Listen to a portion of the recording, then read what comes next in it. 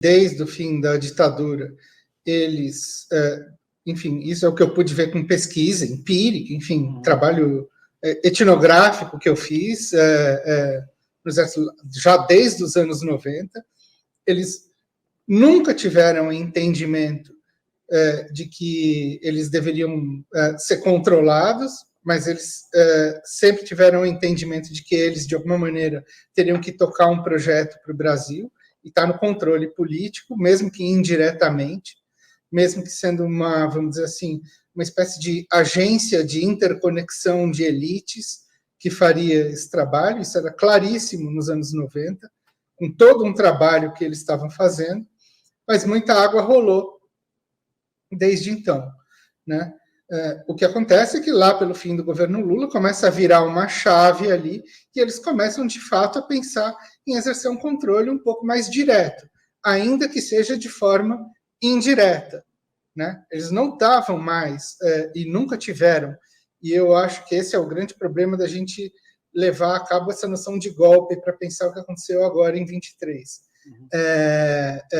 A ideia de que eles exerceriam diretamente o controle do poder, como foi em 64, né? Assumindo lá o telhado de vidro, né? Vamos dizer assim. Então, o que acontece? Eu acho que por volta de 2011, eu até alguns dias atrás achava que era meio na última hora, em 2014, né?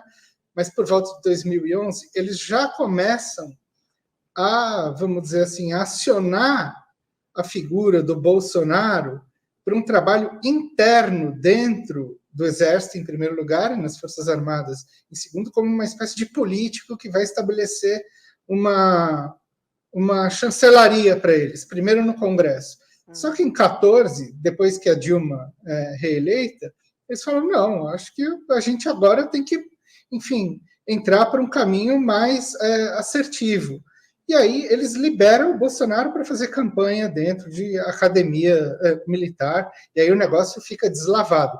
Embora ele já tivesse presente na AMAN desde 2011, numa posição destacada. Veja bem, antes disso, ele era enxotado de lá. Ele não podia fazer campanha. De repente, tudo mudou? Não, não é assim que as coisas funcionam. Tem que entender como é que é a dinâmica dentro de uma academia militar. Você não entra lá e faz o que quiser, como é dentro de uma universidade, por exemplo. É tudo controlado. Não existe isso do sujeito estar lá, escorregar numa banana e fazer um comício para meia dúzia de cadetes que estavam ali sem querer. Nada disso foi feito sem planejamento. Então, esse processo começou ali. Então, é preciso ver como que eles foram, de fato, produzindo a candidatura dele a partir de 14, fins de 14 e 15, para presidente. Enfim, porque o lugar dele como deputado sempre teve garantido. Agora, para presidente é um salto muito maior, né?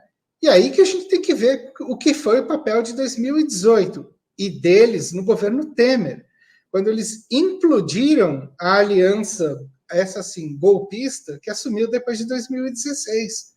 Porque quando eles assumem a intervenção federal em 2018, em fevereiro de 2018, eles dizem o seguinte: Temer não tem mais como entregar nada daquilo que ele tinha planejado, porque a intervenção imobiliza todas as tramitações de PECs, etc. e tal, no Congresso Nacional. Então não tinha mais reforma, não tinha mais nada.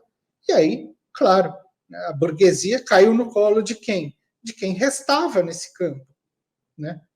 Fora e tudo isso que a gente pode chamar de ação psicossocial, etc. e tal. Enfim, teve muita coisa envolvida, greve de caminhoneiro, que eles próprios resolveram, né?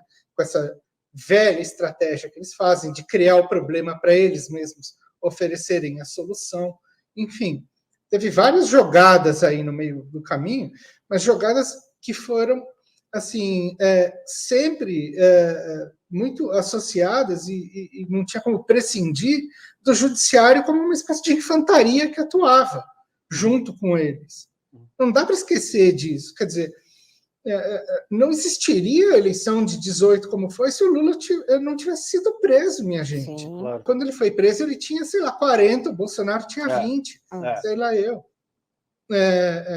E ele ganhou agora, em 23, com o Bolsonaro, com toda aquela máquina, despejando dinheiro a rodo e fazendo o que fez.